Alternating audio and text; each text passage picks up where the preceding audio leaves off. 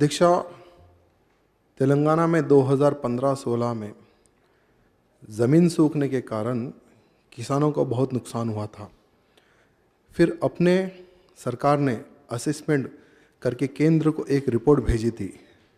तब केंद्र सरकार ने 799 करोड़ रुपीस तेलंगाना सरकार को भेजे थे तुरंत किसानों को पहुंचाने के लिए।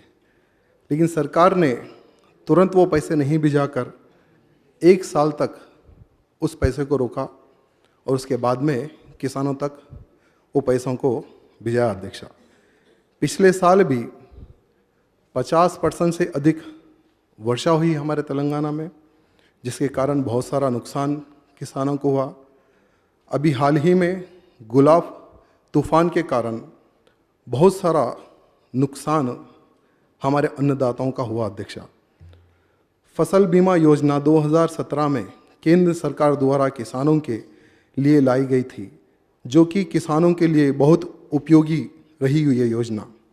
तेलंगाना सरकार इस योजना का प्रीमियर नहीं देने के कारण और किसानों को बहुत सारा नुकसान हुआ है। अध्यक्षा, हाल ही में कृषि मंत्री श्री नरेंद्र सिंह तोमर जी ने कहा था कि तेलंगाना सरकार ने 2 साल का लगभग 800 करोड़ प्रीमियर बकाया है, नहीं दिया, जिसके कारण आज किसानों को नुकसान हो रहा है। अध्यक्षा, और ये योजना का लाभ नहीं मिल रहा है।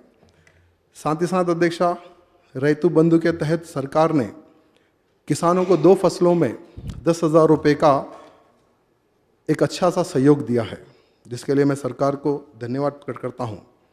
लेकिन बीज के ऊपर सब्सिडी नहीं दिए, मिशनरी के ऊपर सब्सिडी नहीं दिए, डिंपिंग के ऊपर सब्सिडी नहीं दिए, इनपुट सब्सिडी भी नहीं दिए।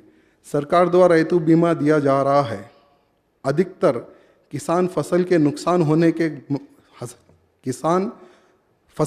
होने के कारण मर रहे। अध्यक्षा, अगर सरकार फसल बीमा योजना का लाभ सही तरीके से किसानों को देती है तो किसान नहीं मरेंगे। अध्यक्षा, मरने के बजाय किसान जो मरते हैं अध्यक्षा, अगर हम उनकी फसल के ऊपर हम विचार करके कि कितनी फसल नुकसान हुई है, उसके ऊपर अगर विचार विमर्श करके अगर हम उनको फाइनेंशियली सपोर्ट करते हैं तो एक बहुत बड़ा किसानों को सपोर्ट रहेगा। अध्यक्षा, साथ ही साथ अध्यक्षा, जैसे मेरे साथी ने एक बात कही है कि किसानों को 1 लाख रुपए तक का लोन माफ़ करने का सरकार का वादा था, लेकिन 25,000 रुपये का ही लोन माफ़ करे। अध्यक्षा, लेकिन बाकी का अमाउंट किसानों के ऊपर ही छोड़ दिया। अध्यक्षा, धन्यवाद।